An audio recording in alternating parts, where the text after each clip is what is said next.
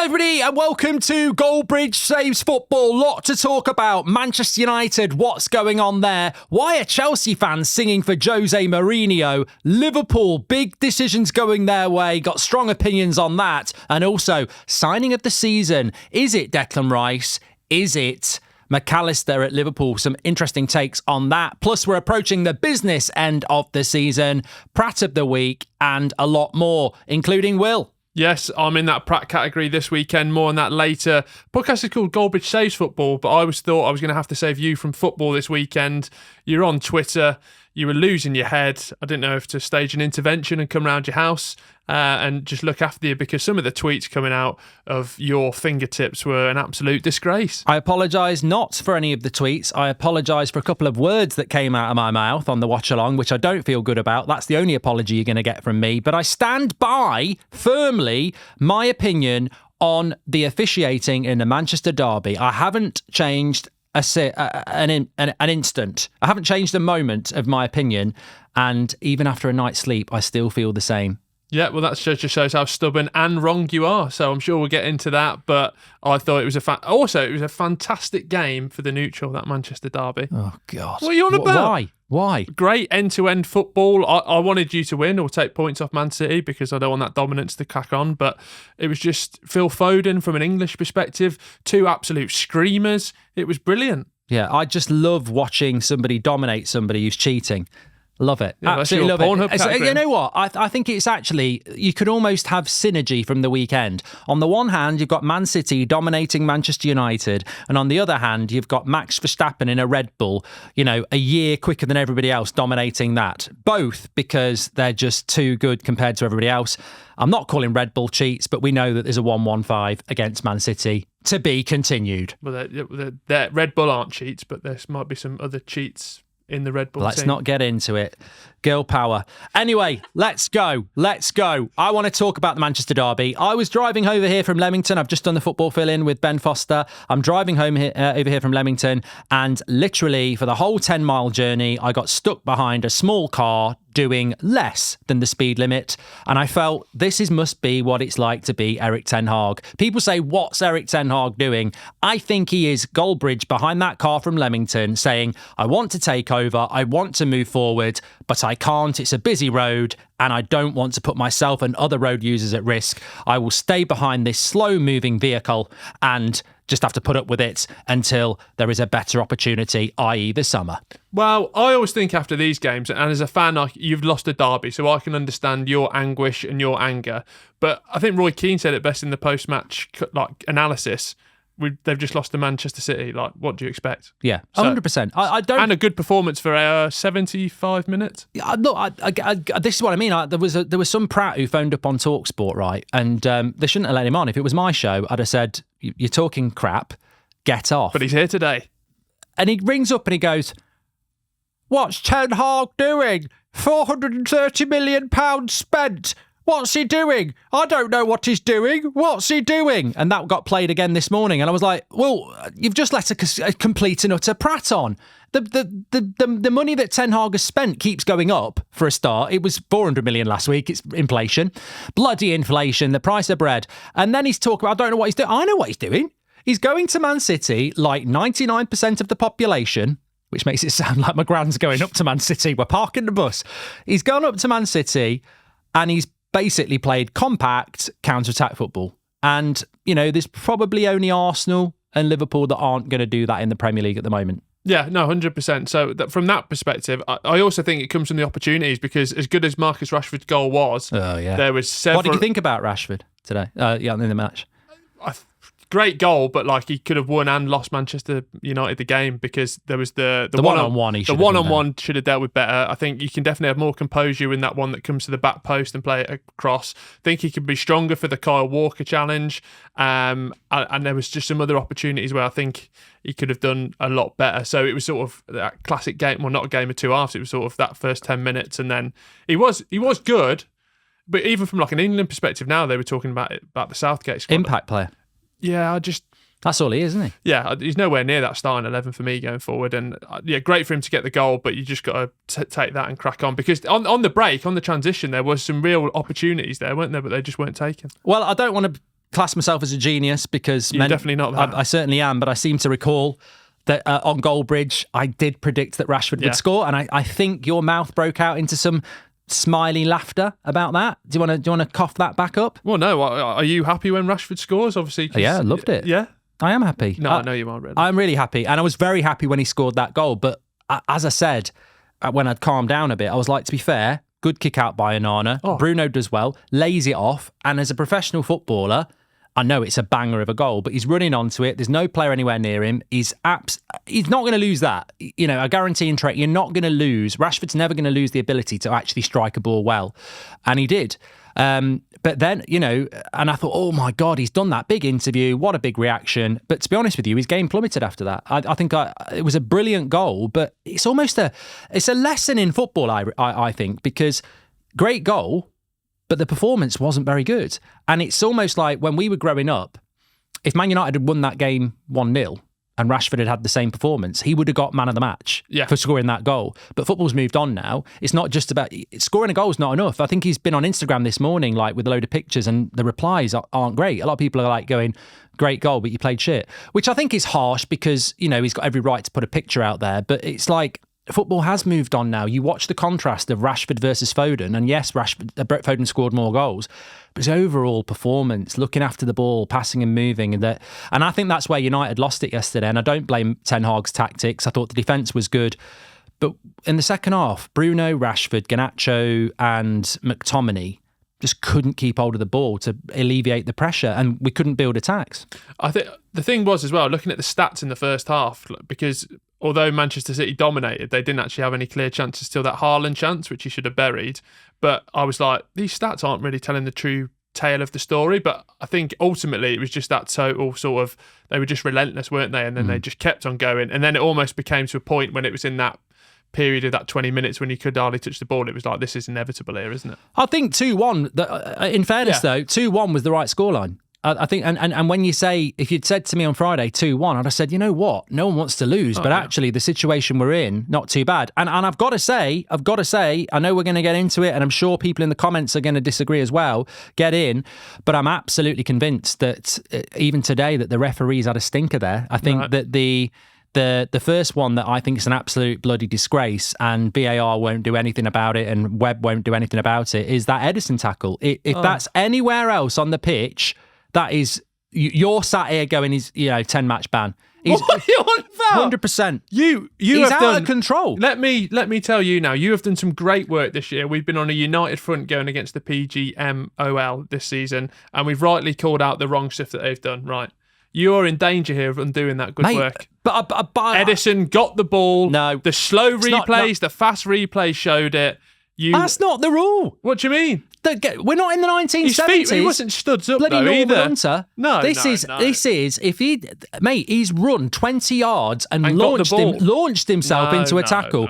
So much so that Garnacho almost looks like he pulls out of it because he doesn't want to break his leg. His legs are wide apart. You're bending the truth. I don't know what his legs are wide apart. He's leading with his studs and he gets the ball. He's not leading with his studs. Is it out of control? No. Yeah. Is it endangering the opposition? No. Yes. It was for me that is a foul anywhere else on the pitch, but because it's Man City and because it's in the box, why and would I be defending? From a neutral perspective now, why would I be defending? Because Edison? you love a good Brexit tackle. That's it. You've gone good old days tackle. You can't tackle like that.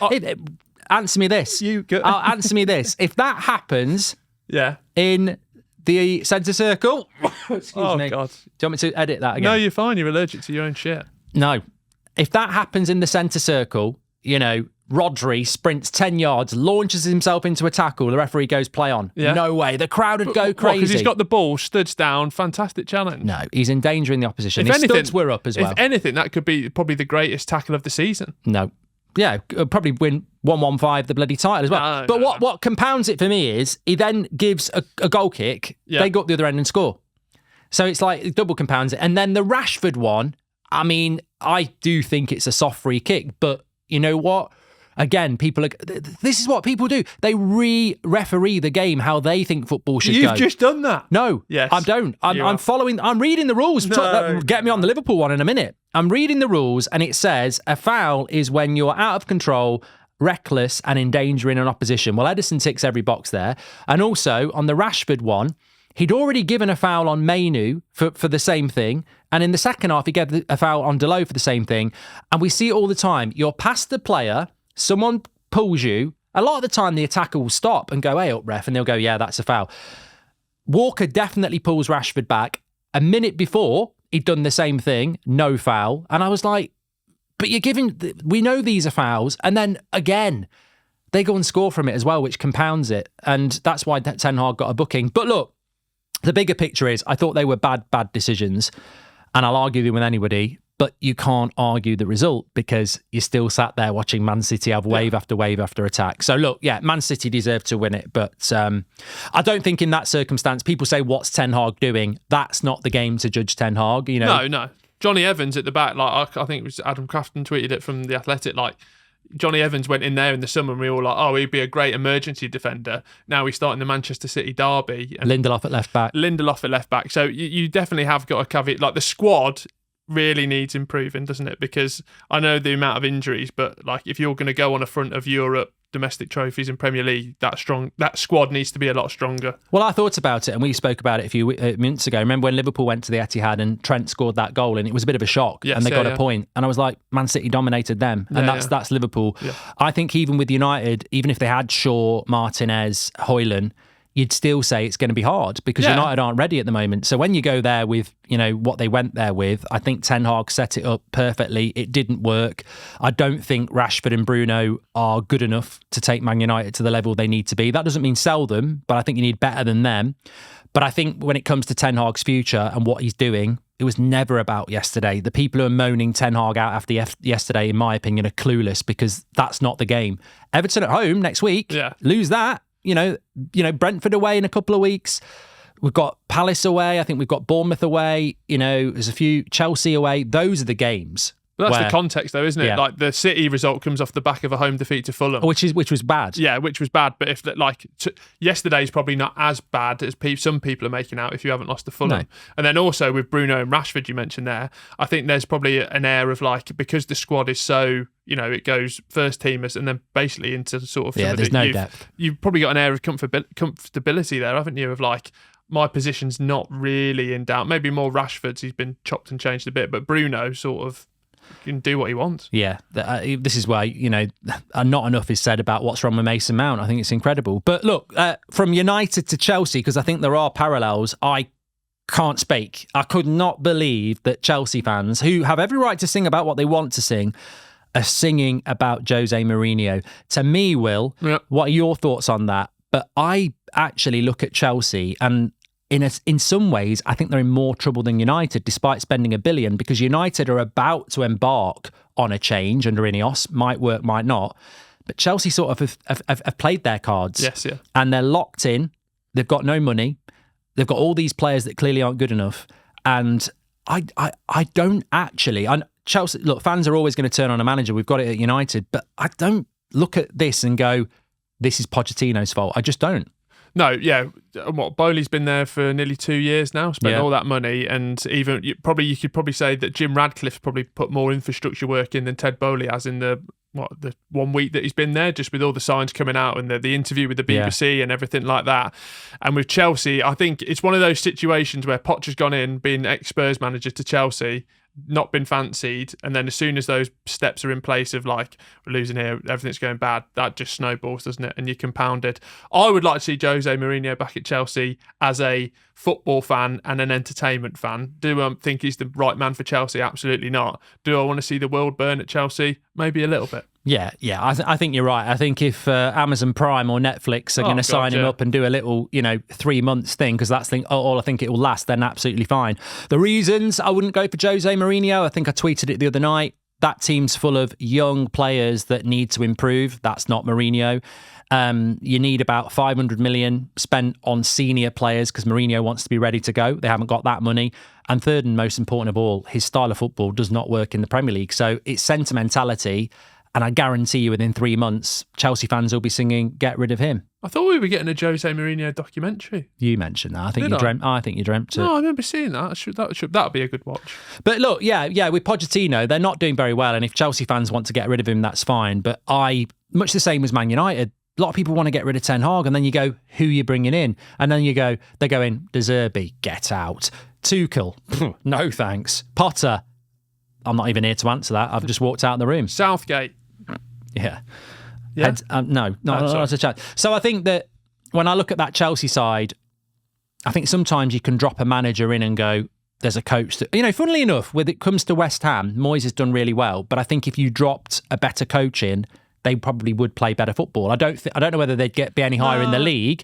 He would get them playing better football. The results would change. But I look at Chelsea and I look at all their players, and I don't see a manager coming in and going, right, this is what we're meant to do. They need a bloody striker for a start. But I think the thing is, it's all about the circumstances, isn't it? Like, maybe, to be fair, you banged this drum since the start of the season number 4 of like Poch actually not being a top 4 manager.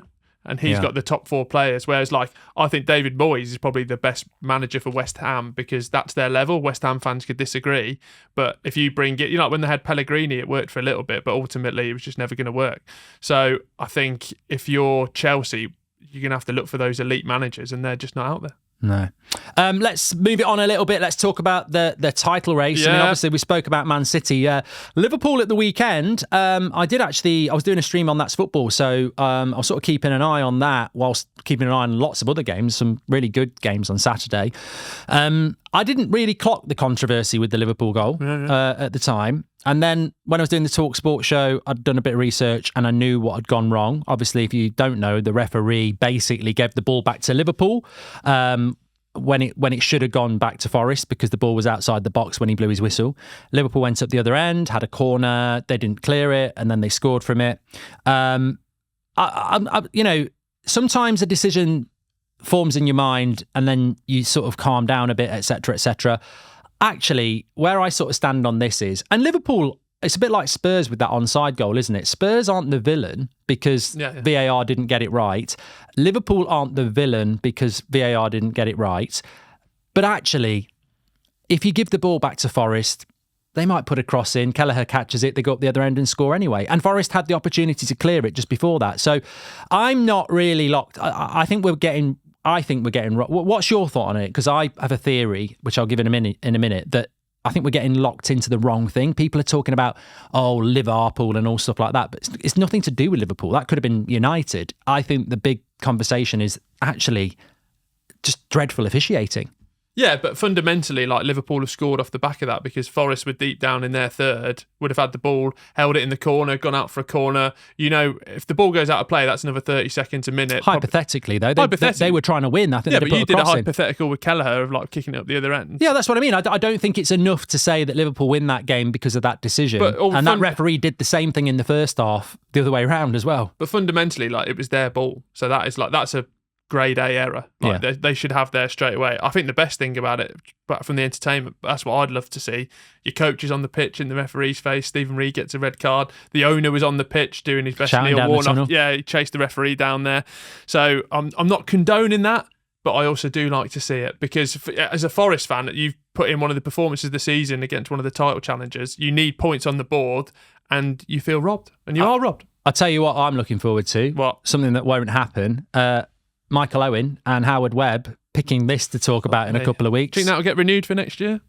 Well, it's more scripted than bloody EastEnders. Yeah. They only pick out the good bits. I mean, I don't know whether many people have spoken about this, but what I want is the audio, because that's another one, like the onside goal. There will be audio of this, and if there isn't, look, I'd throw Liverpool in as a victim of this, and I'd throw Forest in as a victim, and I'd throw every football fan as a victim, because what we need to remember is this is happening all the time, all season. It's impacting the title, it's impacting the relegation race. Let's just imagine Nottingham Forest go down by a point. Well, they could have had a point. Let's just imagine Liverpool miss out on the title by a point. Then we know that, and Arsenal as well with the Newcastle goal. So there's lots of things already twisting and turning. But what we must remember with VAR is that there's a lot of audio going on that we don't know about. So and there's a break in the play with the head injury to Konate. So when Tierney starts it off again with that, surely somebody's going, he's got it wrong. Be that poor guy that was on the Spurs got it wrong. one. Shut up.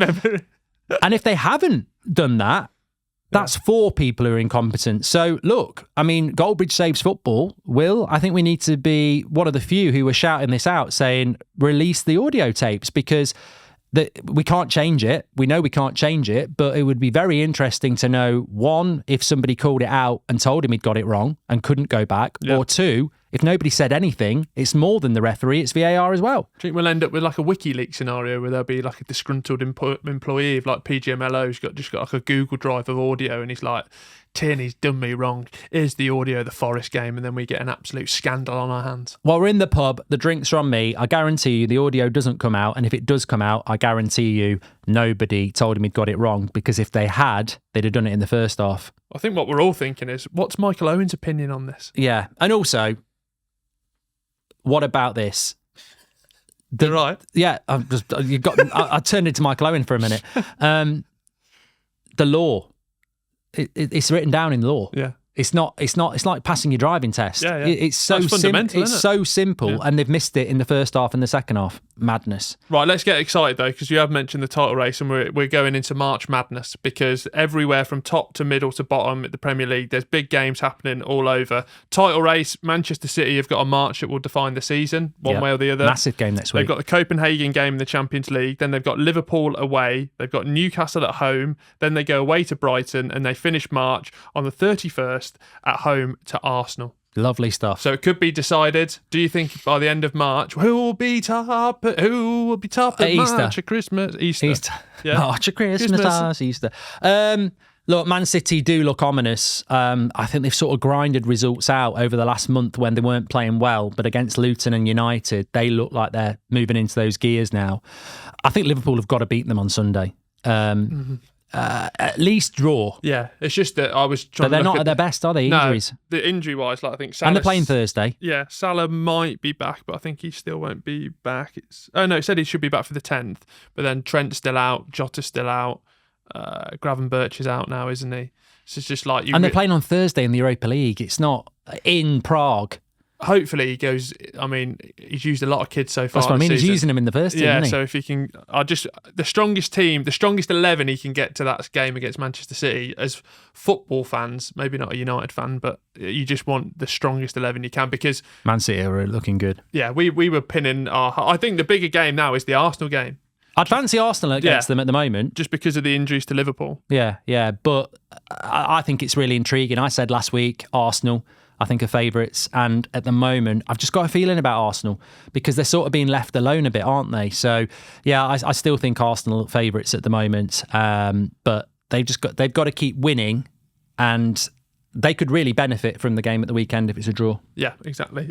Further down the league, Champions League, people still speaking about Manchester United for it. I don't think that's going to happen because of 4 places and consistency.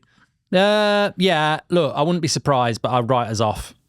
Yeah, I think that's the way to go. I mean, you're dreaming. Villa and Spurs as well, winning games at the weekend when at moments it looked like they might not, and they're just Villa and Spurs are a better team than Man United. They've whether Man United beat Villa a couple of weeks ago, didn't they? But Villa and Spurs starting 11 is actually really strong at the moment, and I think the fact that they're fighting against each other is helping them as well. Well, Spurs are 5 points behind Aston Villa, but do have a game in hand. And then to tie back into this March madness, Sunday's a massive day. Aston Villa versus Tottenham on Sunday, the 10th of March. Yeah, just before Liverpool play Man City. What a Sunday! Yes. And guess what? It's Mothering Sunday. Yes. There's going to be a lot of unhappy mothers out there. Yes. I'm just trying to think of my whereabouts. Going to have to change them, but that should be in terms of Super Sunday.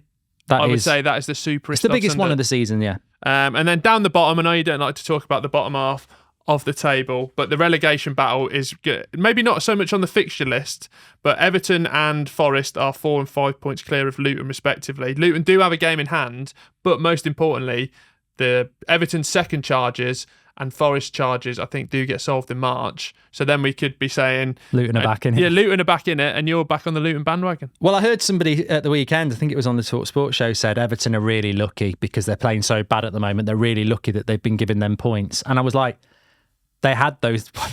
They were mid-table one They point. had those 10 points. Yeah. They're not. Here's 5, here's 4. They actually have won those 10 points. So look, Everton are a weird team at the moment. It seems to be years since they won a game, but yeah, I think Everton should have won at the weekend. Yeah. It's all about the XG. Will 80 minutes. They Beto missed that penalty. Then he scored. They had other chance. That Arbeloa literally had like a movie star appearance. Well, people keep saying Luton might stay up, but you've got to win games. And, in this league, it's so competitive. You've got to, that Villa game, 2-2, you've got to see that out. But they didn't. I want to do it because here's my Birmingham mention of the podcast. If Luton stay up, we get, I think, a £2 million bonus on Tahith Chong. Oh, nice. So you got to look after that's yourself. That's a lot of money for Birmingham. That could keep us afloat. We're going in the right direction, are we? Who knows? It's time for Prat of the Week. Let's do it. Right, let's look. There's some crackers this week. Yeah, Even I was contributing over the weekend. There was so many. We were going back and forth. There was that many Prats, wasn't there? Where do you want to start? Should we start with the one I sent across to you first? What? Actually, no, let's start with the Real Madrid one. Okay. Yeah, and it's a quick one. Yes, quick one? Okay, little quick one. I don't know if you've seen it. Gary Lineker. We've all seen it. Gary Lineker quote retweeted me. Big moment for me. Did he? Yeah. We'll never do that to me because I'm blocked. He said, love the podcast. Can't wait to come on. No, Yeah. he didn't. He shit himself. No. Not for the first time. Oh, we're trying to get him on the podcast. Real Madrid joined 2-2 with Valencia. Cross comes in. 97th minute of the game. Referee blows up. Bellingham scores. Good choice. Good decision. No, come on. You said What? you said about Edison. We're not. What? You're not being silly. At the end of the You're day, being silly. At the end of the day, what's happened is the corner's the last action of the game. He's ready to go, and then the ball goes out, and he's thinking, "I've got to blow my whistle." And then I think he has a little cough, and he goes, "Oh God!" No, that Valencia player goes up to him like, "See." No, he's gone to blow, and then he hasn't, and then the cross has come in, and he's got. No, I'm joking. It's a complete and utter cock up, but it is blatantly human error. He's gone to blow, and then he hasn't, and then he's realised he should. And at that point, the cross is coming in. And you can't do that. We've all played FIFA and we've been on the attack and the fucking ref blows and you're like, you're a knob. It's an unwritten rule. You don't blow on an attacking phase of play. When that corner goes out to the right back, he can blow then. But as soon as a lot of blow talk here. The only thing I think as well is you don't do that and you also don't send Jude Bellingham off. Yeah. Fair play that he understood what fucking fuck was. What the fuck? Right, the other ones were... He is a Prat of the Week, but I do feel a bit sorry for him. No, not Jude Bellingham. I do feel a bit sorry for the referee. I don't know the background. Maybe he is a big twat, but... The referee, I said before, when I went to that game just before Christmas, the refereeing's like EFL level, maybe even lower. But I don't watch La Liga anymore, but one thing that did come into my head is that I thought, it should have been a goal, but so many people have said to me this year, Real Madrid, like they've had a few go their way, apparently. I don't know. Yeah, well, we don't want to... That's a large section of the Spanish audience that we need to get on that AI thing that makes you Spanish. And they're also top of the league by quite a lot, aren't they? Yeah, maybe it make it. Stop moaning. Things a bit interesting. Do you want to get into the Tim Sherwood one? This was. You know what? I found this, and this is what it should all be about on the podcast because it is Prat of the Week, and we have to be diverse. Although Tim Sherwood does get mentioned quite a lot, I just saw Tim Sherwood's all-time Liverpool 11, and he also claimed that Henderson was a better captain than Gerrard. Well, we did best ever Premier League captains last week, and I think Henderson got about as much mention as Bruno Fernandes. Yeah. Although, just on from last week, we were talking about a club captain of a club that's not won anything that might be long. Mark Noble got a mention, which was quite an interesting one. And Matt Letizia. Yeah. Okay. Move on from that. Let's have a look at Tim Sherwood's all-time Premier League Liverpool team. We can all get involved in this. So he had Alisson in goal. Yeah, I agree with that. Trent, Van Dijk, Hippier and Robertson. Probably about right. I mean, Carragher maybe over Hippier, but I think Hippier was a very good I'd take Carragher over Hippier, but it's not like a fucking hell. Yeah, his back five's absolutely fine. This is where it gets good, though. Gerrard, Henderson and John Barnes. Yeah. So I went Gerrard, definitely Xabi Alonso, and Patrick Berger. I thought Coutinho had 5 good years there. I know he's tainted by recency bias, but before he went to Barcelona, there's a reason they paid 130 million quid for him. Yeah. So John Barnes, to be honest, by that time, Premier League started in 1992. He was I think of more of him as an 80s player than an 90s player. And Jordan Henderson over Xabi Alonso? No. So I think he's had an absolute stinker there. And then he's got Salah, Suarez and McManaman. Well, Salah, Suarez and Mane. Yeah. Well, even Fernando Torres for his time at Liverpool, I'll throw up there. Yeah. So I don't know what that feels like an 11 with a lot of personal grievances, especially Carragher being out of it. Yeah, well, that confused me. No Carragher, who's English, but then I've got to put Henderson, Barnes and McManaman in, which just feels ridiculously English bias. So, yeah, I'm not a Liverpool fan. You're not a Liverpool fan, but we are a podcast that's here to say football. And I thought we can't leave these sort of things just out there that could be influencing the children of the future, the adults of the future, and the elderly who are probably very impressionable as they get older, which is not me, that's science. No, there'll be some old fella called Will, but who is looking at William Hill Twitter and seeing that 11 going, and then he's off down the library or Tesco spreading that shit about. I would like to. I think Steve McManaman, very underrated player. But if you're going to put McManaman in there, you've got to put Robbie Fowler in there. I wouldn't put him in there, but yeah. But no, McManaman over Mane is a disgrace. Henderson over Alonso is a disgrace. And John Barnes over most of Liverpool's midfielders in the Premier League era is a disgrace. It's just, it's poor punditry. Tim Sherwood would probably put himself in an all-time England 11. He'd probably put himself in an all-time Liverpool 11 because he went to Liverpool once for a night out. And he had a great time. And I actually am a really good midfielder, so hypothetically, I should be in there. Your favourite person in football right now is Gary Neville, much like the Luton one, been a big U-turn on that. But Yannick Bolasie disrespecting him as a fullback on the Filthy Fellas podcast. You not happy with this? I'm happy with the podcast. The podcast is good. Oh, we love the podcast. Yeah. Great guests. Yeah. No, they basically said... What was it they said? Is Gary Neville underrated? Yeah, and then he sort of asked him about Yannick Bolasie. What would you do? And he had a very movie star sort of like. And then somebody else on the podcast said, yeah, you'd roast him or something like that. I just think that, absolutely fine. But who is Yannick Bolasie? I actually thought he was at 25. He's into his 30s now. Because he's always been this player that... He was at Swansea, I think. I don't know he left Swansea in January. He's been at Everton. I actually thought he was still 25 because he's always been this player that you think, ooh, he's going to end up being a good player. And actually, his whole career's gone. Yannick Bolasie against Gary Neville, and he's laughing and sniggering that he thinks he's better than him. I actually think this is a bigger problem because I mentioned Neville being underrated, so I don't want to go over that again. But Gary Neville, I've seen Gary Neville win titles, win European Cups, and play plenty of times for England. I've seen him in Euro 96 be one of our best players in one of the best England sides I've seen. Yeah. I've seen him play against Figo, against Ronaldo, when we've been down to 10 men, and play really, really well. And I've obviously seen him play for United consistently. Look, as I said, if Gary Neville wants to depreciate himself because that's what he's like, that's up to him. But it's not up to him. It's also up to people who watched him play to say, actually, he was very good. And we've had it with Vidic in recent weeks from certain other pundits. The reality is that United side, so I heard Souness talking about Beckham today, and although he was asked whether he was world class, no, not for me, just made the most of what he's got. I think, again, there almost is with this United side, when you go back to the Beckhams, and I've heard it with Giggs, Gary Neville, Vidic, there's almost this like underappreciation of actually how good they were. Yeah. Everyone's up Man City's arse, but that Man United side was better, in my opinion. And even if it wasn't better, it was certainly as good. It was that team of that era. It was absolutely dominant. And to have, what is a Premier League journeyman sniggering about what he'd do to Gary Neville, he'd tear him apart now. Yeah, maybe he meant now. 48-year-old Gary maybe, Neville. yeah, maybe that's what he meant, to be fair. But I just think, it's the whole thing again, isn't it? Yeah. People commenting on football who probably didn't watch football back then. I mean, Gary Neville was at his best in the late 90s. Yeah. Well, that's 26 years ago. Yannick Bolasie was probably 8. Well, that goes back to you and us as a collective getting that T-shirt out there of "Out Your Mum's Chuff." Yeah. Which someone in the comments did. So if you're up your mum's chuff, what? I've had enough. Yeah, nice. Get that printed. We'll get that sorted for next week. The final one I sent to you yesterday was, obviously, Liverpool are on the youth collective at the moment, some fantastic players. If you like me and like really niche players, so like Neil Dan's son's obviously playing for Liverpool. Did he play for Birmingham?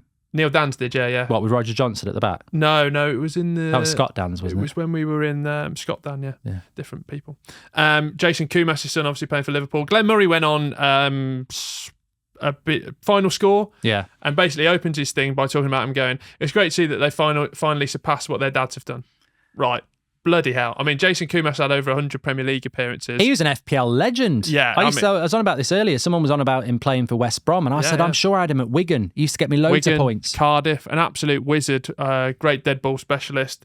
Neil Dan's fantastic career as well. So I think these players have played 2, maybe 3 games, and Glenn Murray's already given them the trophy of you're better than your dad. One, you don't even need to do that. Like, Neil Dan's, we're having a great time. My son's doing really well. You're shit now and your son's better. Why can't I just enjoy my son being good? I've got to be honest, I can't picture Neil Dan's. I had dreadlocks for a bit as well. Small.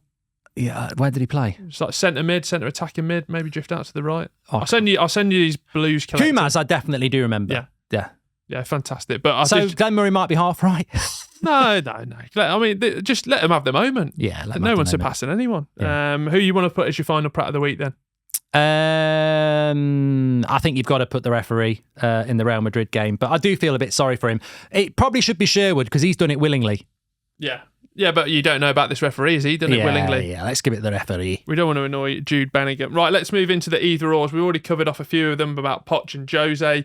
An interesting one we wanted to start with after another fantastic performance. Signing of the season. We've looked at this across different points, but we're getting into the business end. And Declan Rice or Alexis McAllister, who would be your signing of the season and why? Well, get in the chat if you think there's anybody else worthy of it. But for me, I think we both agreed that there's 2 real standout signing of the seasons. And hallelujah, praise the Lord, that it's a midfield, two deep-lying midfielders. Declan Rice, 100 million. And Alexis McAllister, I think, was about 40 million, wasn't he? It was 30 and then could go up to 50 depending on certain add-ons. Yeah, so my signing of the season is Alexis McAllister. I think Declan Rice, sometimes people get locked into this that you're saying Declan Rice is bad. I think Declan Rice, for a £100 million player, and the fact that no one talks about it, is absolutely had an amazing season. He's so fundamental to Arsenal. But also, I've been saying it all season about McAllister, that he is so underrated. And for that price, to come into that team that is, winning trophies, in a title race, the assist at the weekend was great, but he's just so industrious and never stops running. And I just think he's a massive influence on that Liverpool side that probably goes under the radar with most of the mainstream. I don't really hear him getting mentioned much at all. And for the price as well, I mean, considering it was half the price of Rice, it's got to be McAllister for me. Yeah, well, you know where I stand on this out of the 2, I'd obviously go with Ross Barkley, a free signing and doing absolute wonders for Liverpool. For Luton Town. You can't even get the right club. Well, I think he might end up at Liverpool with the performance he's doing. But look, well, let's not be snobby, Will. You are a bottom half snob. No, you can absolutely have a player that goes into a club at any parts of the Premier League and has a massive impact, but I wouldn't put Ross Barkley ahead of Declan Rice, let alone McAllister. No, I'm only joshing you, just having a bit of tomfoolery. You probably do mean it, and now you're backing off because you look an idiot. Yeah, shut your mouth, you. Let's move on to some other either-ors. Darwin Núñez or Ollie Watkins was sent in. A lot of chat around Ollie Watkins, obviously having a fantastic season. Match of the day, they were even speaking about, there's that worry of if Harry Kane gets injured, what we're going to do, but almost to the point where Ollie Watkins is positioning himself to be, all right, it's bad, but Ollie Watkins offers something different as well. Well, I think the 2 most underrated players in the Premier League season probably are McAllister and Watkins in relation to the massive highs they've hit with their teams. I mean, at the weekend, again, I've got Watkins in my fantasy Premier League team, and every week he delivers. Yeah. And that's what I mean. Who doesn't? He's such an important player for them. Goals and assists. How many points you get this weekend? I haven't checked yet. 70 for me so far. But I think he's only second to Salah for combined goals and assists. So he's the complete striker in a team that it's not easy to do that. And I think you're right. If anything happened to Harry Kane, for the first time in years, we've actually got a player that's not a massive drop off. But I also am a big fan of Darwin Núñez, and I think if Núñez played up front for Villa, it wouldn't surprise me if he was doing the same job. So I think that the natural opinion is to say Watkins is better than Núñez because he's doing it in a harder team to do it. But I also think who would Klopp want? Would Haaland start for Aston Villa? I ain't going with that one.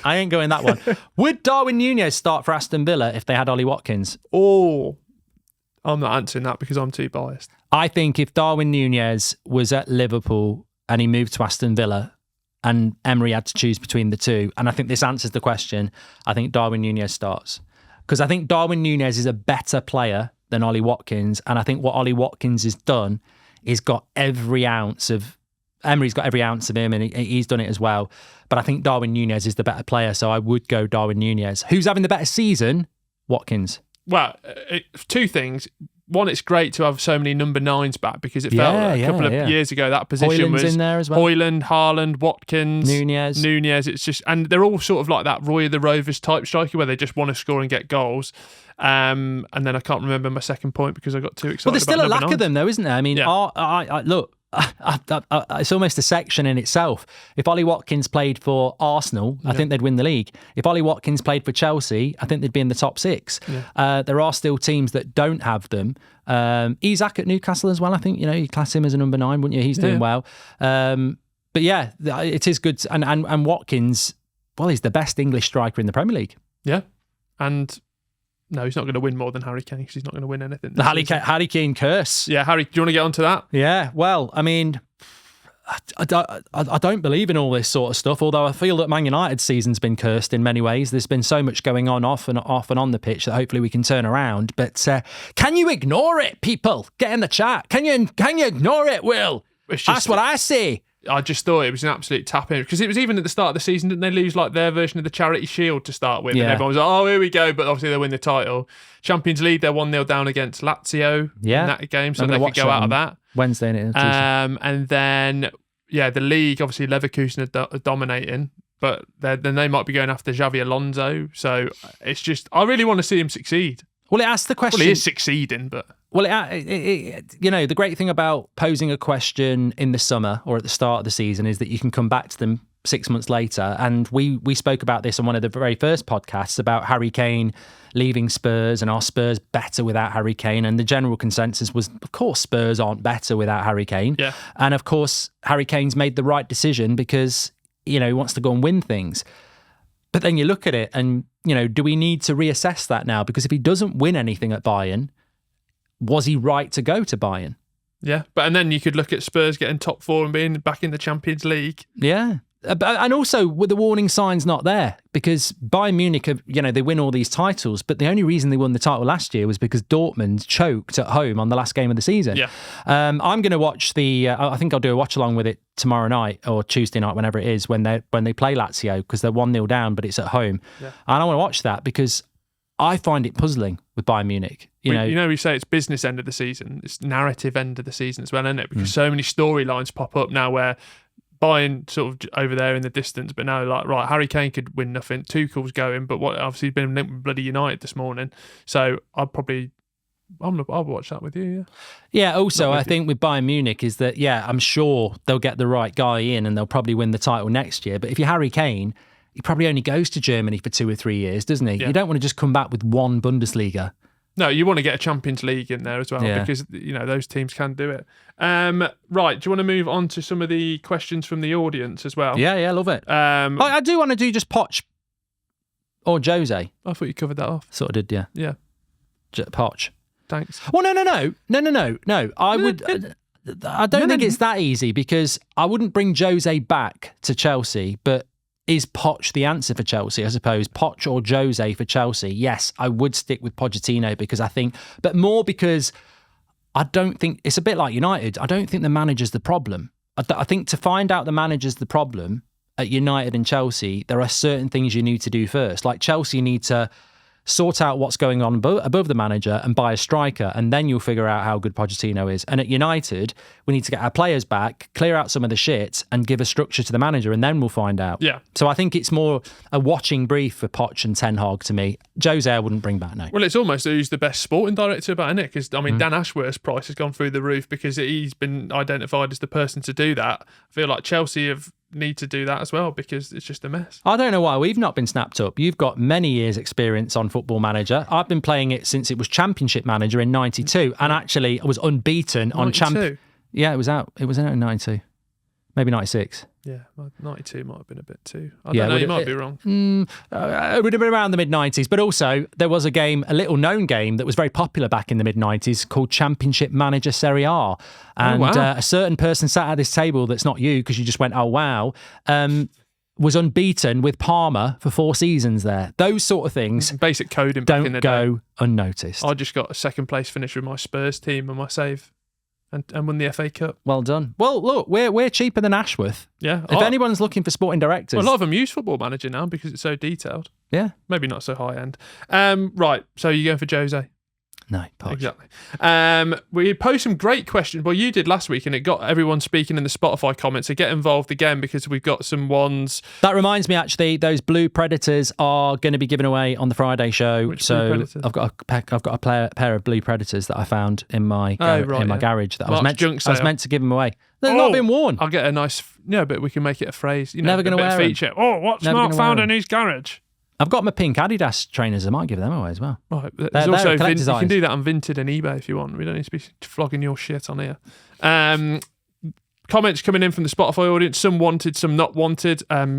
Tom says, Will is obsessed with a younger man. Literally mentions Bellingham at any chance he can. Kind of weird if you ask me. Yeah. How fan he is of Jude. That was me. That was you. Tom. Yeah. But the main one, you put me right on the spot with the sort of start bench shell of Lord of the Rings, Harry Potter, and Star Wars. I did it on purpose as well. Yeah. You got loads of shit for that. Yeah, loads of shit. Andy says, selling Lord of the Rings over Star Wars, Pratt. I've never watched Star Wars, nor wanted to. I mean, you can't answer that back and not have watched Star Wars. I've got to say, I do find people who've not watched Star Wars odd. Yeah. I mean, I suppose you get to an age point where I'll accept it, but if you're in your 30s and you haven't watched Star Wars, yeah, you need your hard drive checking. I remember the remaster. Was it Return of the Jedi? You're nonce. Came back out. Right with Will in selling Lord of the Rings, just not for me, says Ryan. But Star Wars stuff is absolute shit, and the new Lord of the Rings stuff is shit as well. Some of the spin-offs are good though. The Mandalorian's good. I've made a mistake. We need to cut that out. What have you done? Well, I've just destroyed my reputation with all Star Wars and all Lord of the Rings because there's people who are so loyal to it. But no, you're not doing that. The new Lord of the Rings stuff was crap. Lenny Henry was in it. Was he? Yeah. Really? Yeah. Lenny Henry is rubbish. You sure that wasn't the advert and that you were just watching the Premier Inn one? Yeah. It was halfway no, through he was in it, and I like Lord of the Rings, but that Amazon and I like Lenny Henry, and that Amazon Prime series was crap, and the new Star Wars stuff. I was even reading about. Oh, it's just so shit. It's really bad. We're just going to move on to some food ones. Okay. Because start bench shell, Chinese, Indian, or chippy. Oh, I can never do these. Why? What are you getting your phone for? Because I'm bored. I can't do these because it's like it depends on what I feel like, and I've just had a ham and mustard sandwich and I'm not hungry. But a chippy I would sell. Yeah. And it would be a toss up between how I felt on any given Sunday or Saturday. Nice. For the other two. Well, we get some more movie ones. I had start bench shell, chocolate chip cookies, bourbon creams, or chocolate digestive. I will get rid of the custard creams. I will bench the bourbons and I'll eat the chocolate. I don't eat biscuits anymore either. These are really bad for me. Yeah. Well, if you are listening to this point and you stayed with us, get involved in the comments. So post some food ones, TV ones, movie ones. Oh, all football, being as it's a football podcast. No, we don't want start bench shells football ones. Oh, I like them. Well, maybe if you want to appease the mark. Right, it's time for Guess Who. After last week, my head nearly fell off. Gave Mark an open door, really, in hindsight, by giving him Obafemi Martins in the first clue. That put you to 9, me to 3. It's time for Guess Who. Do you want me to go first or yourself? You can go first. With me asking you? Yeah, because okay. I haven't got my player yet. I played for Manchester City 64 times and scored 27 goals for them whilst winning a league title. Jovetic. Incorrect. I joined Manchester City from West Ham, where I scored 12 goals in 35 games. Joined from West Tevez. Incorrect. I played in 2 World Cups for my nation in 2002 and 2006, where I opened the 2006 World Cup by scoring 2 goals against Germany. Kesman. No, what am I on about? Incorrect. Think about Chelsea. As well as... You're doing this really quick on purpose. Well, you're answering quick. I know, Take your time, man. Breathe. West Ham to Man City, scored goals and played in the World Cup twice. I'm not having Kesman. Jacko. No. I literally did him the other week. Did you? Yeah. As well as playing for Costa Rica, I also managed them. Paolo One-Shot. Correct. The title I won for Manchester City was the Division 1 title with my manager being Kevin Keegan. Well, that's a good one. That's good. Still that. got it, though. Yeah, you did. Okay, I've got a... You might get a point back here, then. What was the score? 9-3? 9-3, yeah. So you got it on the fourth clue. I did have one, but I think it's a bit hard for you, so I'm going to change... don't patronise I'm going me. to change it. Oh, yeah, this is a good one. This is a good one. Go on, then. I like this one. I've literally just made it up as I'm going along. Right, where's your Wikipedia page? Oh, my God. Who am I? Okay, I don't want to... I am... okay, so... Oh, God, yeah. God, okay. to be honest, he's very one-dimensional. Did he play an international Well, that's career? why you should do your research before we get to the end of the podcast. I didn't. Okay. If you've stuck with us this far, make I'm a sure. Londoner. Go on. I played youth football at West Ham, but I'm more famous for playing football in the Premier League with Wigan. Ben Watson. No. I picked a bad one here. I played 145 games for Wigan, scoring 10 goals. I then moved to Fulham, where I played 39 games and scored 6 goals before moving to Hull City, where I played 23 games and had 7 goals. Jason Roberts. No. I'm a midfielder. I do occasionally appear on TalkSport and golfing channels. Oh, I can't get it now. West Ham, Wigan to Fulham. Get rid of West Ham. He never played for me. Just started there. Wigan, Fulham, Hull, golfing channel. Jimmy Bullard. Yay! Fucking hell, Will. Sorry. You're never going to catch me up. 9-4. I'm catching you up already. That is just subpar. Yeah, sorry, that was bad from me. Yeah, but it doesn't help when you're dilly-dallying. You know me, clear, concise. I'm at the point. You were too quick. No, you were answering too quick. Yeah. You're in the wrong there, you prat. I think we know whose missus is more happy. Why? I take my time. Right. 9-4. On the comeback, we're doing the podcast this week. Goldbridge, lot to chat about, but monumental games to look forward to this weekend. Yeah, can't wait for this weekend one. Super Sunday. And I'm giving my boots away. Lovely stuff. What else is in Goldbridge's garage? Get in touch. Cheers. No, they're good. Thanks right. everyone for watching. Make sure you smash a like and give us your comments as well. Speak to you soon.